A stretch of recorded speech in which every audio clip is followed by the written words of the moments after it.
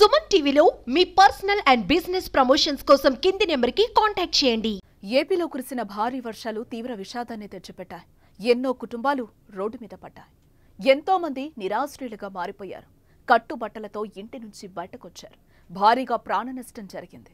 ఇప్పటి వరకు భారీ వర్షాలకు 14 మంది చనిపోయారు. విజయవాడలోని మొగల్రాజుపురంలో కొండచెరువులు విరిగిపడి 6, ఇతర ఘటనలో పలువురు ప్రాణాలు విడిచారు. బుడమేరు వరద ఉధృతికి గుణదలలోని విజయనగర కాలనీకి చెందిన తండ్రి కొడుకు మరణించడం తీవ్ర విషాదాన్ని నింపింది. ఇంకా చాలా మంది గల్లంతయ్యారు. పలువురు గాయపడ్డారు కూడా. ఎన్నో కుటుంబాలు తీవ్ర శోకంలో మిగిలిపోయాయి. చాలా చోట్ల ఆయన వారి జాడ తెలియక వారు ఏమయ్యారో అనే బాధతో కుటుంబ సభ్యులు అల్లాడిపోతున్నారు. అయితే కొందరిని వరద మళ్లీ కలుపుతోంది. తాజాగా తప్పిపోయిన ఫ్యామిలీ మెంబర్స్ మళ్లీ కలవడంతో తాజాగా విజయవాడలో భావోద్వేగ దృశ్యాలు నెలకొన్నాయి.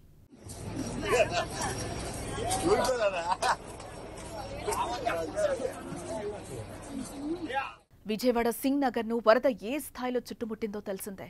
జలదిగ్బంధమైంది సింగ్ నగర్. ఈ క్రమంలోనే ఓ కుటుంబ సభ్యులు చెల్లాచెదరయ్యారు. ఎవరు ఎక్కడున్నారో తెలియదు, ఏమయ్యారో తెలియదు. తండ్రి ఆచూకీ తెలియక కొడుకు, కొడుకు ఆచూకీ తెలియక తండ్రి 2 రోజుల నుంచి దిగులు చెందుతూనే ఉన్నారు. చివరికి నేడు ఒకరినొకరు కలుసుకున్నారు. కొడుకును చూసిన వెంటనే తండ్రి చిన్నపిల్లల్లా బోరున విలపిస్తూ హత్తుకున్నాడు. కుమారుడు కూడా తీవ్ర భావోద్వేగానికి గురై తండ్రి గుండెలపై వాలాడు. ఈ దృశ్యాలు సోషల్ మీడియాలో వైరల్ అవుతున్నాయి. తండ్రి కొడుకుల ప్రేమ, అనుబంధం ప్రతి ఒక్కరి మనసును హత్తుకుంటోంది.